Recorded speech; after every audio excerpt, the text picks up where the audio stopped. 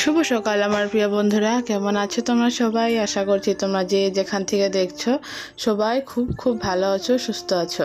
আমি আসামের ছোট্ট একটি গ্রাম থেকে পূজা, তোমাদের সকলকে আমার ব্লগ চ্যানেলে অনেক অনেক স্বাগত আর ভালোবাসা জানাই। তো বন্ধুরা, ঘুম থেকে উঠে আগে যে ঘরটা সরে নিলাম, ঘরটা সরে যখন উঠোনটা সরতে এসেছি। তো উঠোনটা তো আধা আধা মানে মোটামুটি সরা হয়ে গেছে। তো এই যে পেছনের টুকি রয়ে গেছে। তো জানো তো বন্ধুরা, কালকে না এখানে শুকনো ঝুড়ি হয়ে গেছিলো, তো অনেক বাতাস, তো প্রচুর পাতা পড়েছে। তো ওই যে আমাদের ইটা আছে, যে ইটার সামনে দেখো একটা গাছ, তো এখানে শালু কাপড় বাঁধা আছে। তো সেটা হচ্ছে একটা রুদ্রাক্ষের গুটি আছে, যে মহাদেবের গলায় যে থাকে, সেই রুদ্রাক্ষের গুটির গাছ। তো এই গাছে না প্রচুর পাতা পড়ে, যখনই এই যে বাতাস হয় একটু, উঠোনটা একবারে ভর্তি হয়ে যায় পাতাতে। তো তার জন্যই কালকে ওই যে ঝড়ি হওয়াতে সমস্ত মানে গাছের যে পাকা পাতাগুলো পড়ে উঠানে একবারে ভর্তি হয়ে গেছিলো। তো ওগুলো মানে কালকেই ঝাড় দিয়ে এখানে জমা করে রেখেছিলাম, তো সেগুলো তুলে ফেলানো হয়নি। তো ভাবলাম আজকে একবারে ঝাড় দিয়ে ফেলে দেই। তো ওই দেখো, ঝাড় দেওয়ার পরে কলপারে চলে এসেছি। তো কলপারে সেরকম আর পাতা নেই, কারণ এখানে গাছপালা এখন মানে নেই, ছিল আগে, মানে এখন কাটা হয়ে গেছে। তো দূরে দূরে গাছ, তো সেগুলোর থেকে আর কোনো পাতা আসে না, আর হাওয়াটা অন্যদিকেই চলে গেছে। তো এই আর কি। তো উঠোন ঝাড় দেওয়া হয়ে গেছে আমার। তো তারপরে দেখো বাসি মানে ঝাঁটাটা ধুয়ে নিচ্ছি। তো সকালবেলার বাসি উঠোন ঝাড় দিলে না ঝাঁটাটা ধুয়ে রাখতে হয়। তো তারপরে দেখো যে ব্রাশটা করে নেব। তো এখন তো আর কেউই উঠে নেই সকালবেলা, কারণ তোমাদেরকে এর আগেও বলেছি যে মেয়েকে এখন মানে সকালবেলা স্কুলে পাঠাতে হয়, মানে 7টার দিকেই, মানে ওর মর্নিং ক্লাস শুরু হয়ে গেছে। তো ওই জন্যই সবার আগে আমি উঠি ঘুম থেকে। তো ওই যে ঘুম থেকে ওঠার পরে কাজ বাজ সেরে যে ব্রাশ করে নিলাম, এখন যাব ওকে ডাকতে। মানে ওরা তো ঘুমিয়ে রয়েছে, এখনও উঠেই নেই ঘুম থেকে। তো দেখো একটু ডাক দিয়ে চলে এলাম মুখটা কুলিকুলি করতে। তারপরে যে আবার থালা বাসন এগুলো ধোয়া মেলা আছে। তো বন্ধুরা চলো দেখতে থাকো, আশা করছি তোমাদের ভালো লাগবে। তো দেখো তারপরে এই যে রান্নাঘরে গিয়ে কালকে রাতের এঁঠো বাসনগুলো সব নিয়ে কলপারে জমা করছি। তো ভাবলাম এখন সবগুলো মেজে নিই, কারণ অনেক বাসন ছিল কালকে। তো আমরা তো 2জন মানুষ, কিন্তু কালকে রাত্রে আবার এক্সট্রা করে মানে একটু রান্না করেছিলাম, মানে একটু সেদ্ধ একটু চাটনি করেছিলাম। তো ওই জন্য এক্সট্রা আরও কয়েকটা বাসন বেশি হয়ে গেছে। তো দেখো তারপরে এই যে কলপারে এসেছি। তো ওই ছাইয়ের বাটিটাতে না ছাপ ছিল না, শুধুমাত্র ছাই ছিল। তো ওই জন্য মানে ছাপ নিয়ে আসলাম, নিয়ে এসে আবার এই যে একসাথে মিশিয়ে বাসনগুলো মাজতে শুরু করে দিলাম।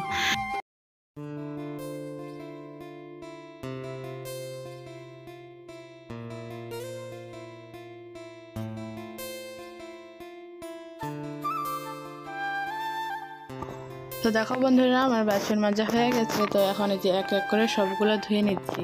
এদিকে মেয়েও উঠে গেছে, বড় উঠে গেছে। তো মেয়েকে এর মধ্যে ব্রাশটা দিয়ে দাঁতটা ব্রাশ করতে দিয়েছি, আমি এর মধ্যে বাসনগুলো ধুয়ে নিয়ে এখন ঘরে যাব, যে এই যে সকালবেলার খাবার টাবার সব বানাতে হবে। তো চলো বন্ধুরা, এই দেখো রান্নাঘরে এসে এখানে চা বসিয়ে দিয়েছি। এখন তোমাদের দাদাভাই আইসেই বলবে চা কোথায়।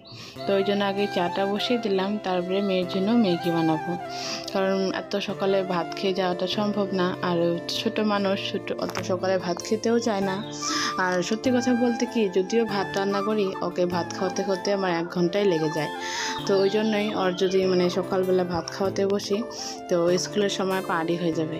ওই জন্য ম্যাগিটাই বানিয়ে নিয়েছি ওর জন্যে, আর আমাদের জন্য চাটা বানিয়ে নিলাম।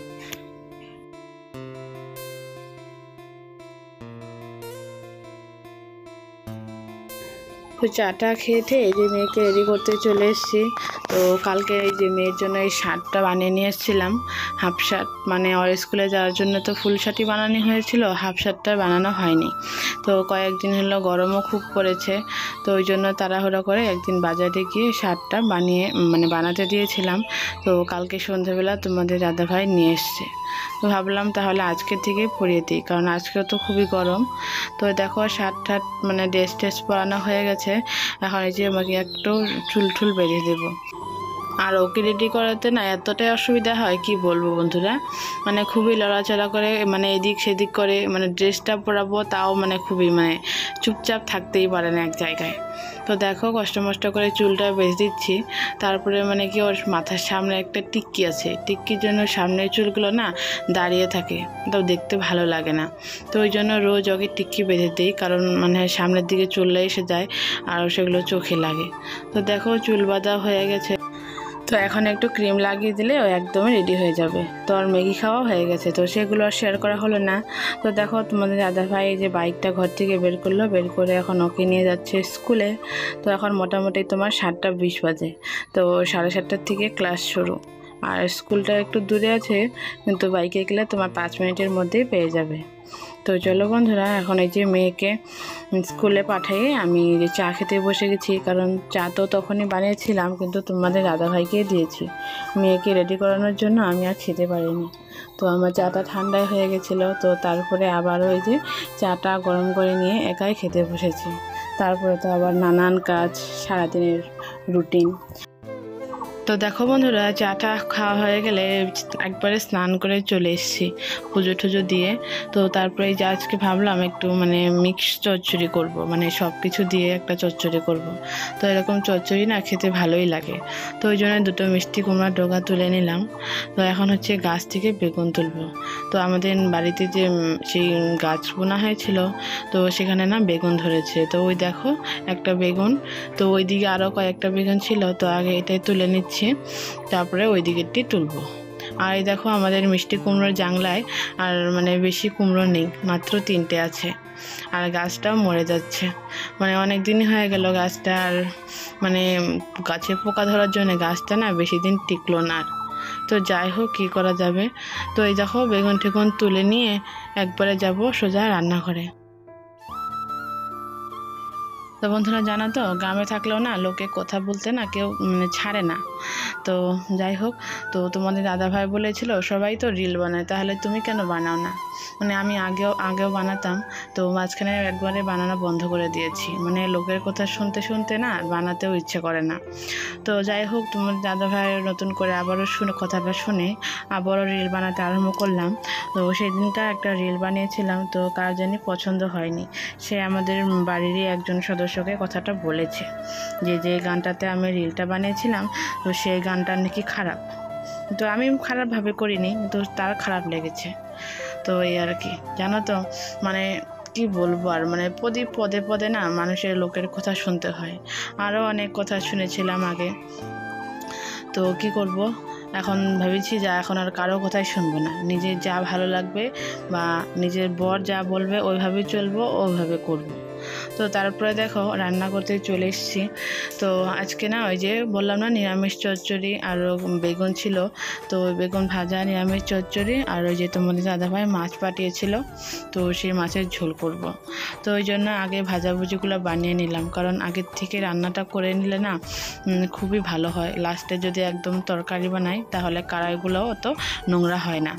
তো রান্না বাড়া শেষ হতে না হতেই তোমাদের দাদাভাই দেখো বাবলিকেও স্কুল থেকে নিয়ে এসছে, আর এদিকে আমাকেও ঠান্ডার বোতলটা দিয়েছে। আর বাইরে তো দেখতেই পাচ্ছ এত রৌদ্র, মানে গরম, আর কি বলবো, গরমে আর থাকাই যাচ্ছে না। তো যাই হোক, গরমের মধ্যে ঠান্ডাটা খেয়ে মানে একবারে ঠান্ডা হয়ে গেল মানে ভিতরটা।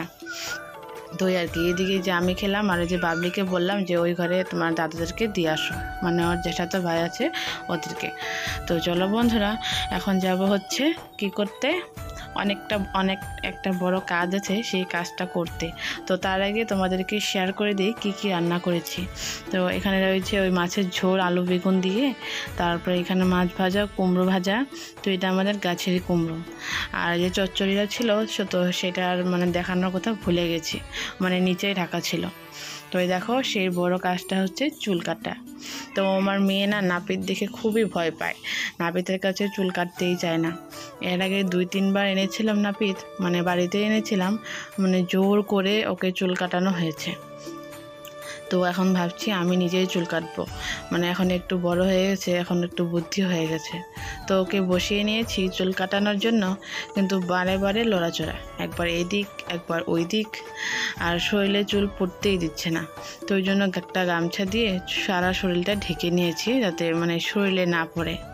তাও দেখো চোখটা কিভাবে বন্ধ করে আছে, মানে গামছা দিয়ে, যাতে ওর মুখে চুল না লাগে। তো এরকম করে যদি মানে ও লড়াছাড়া করে তাহলে কি করে চুল কাটবো বলো?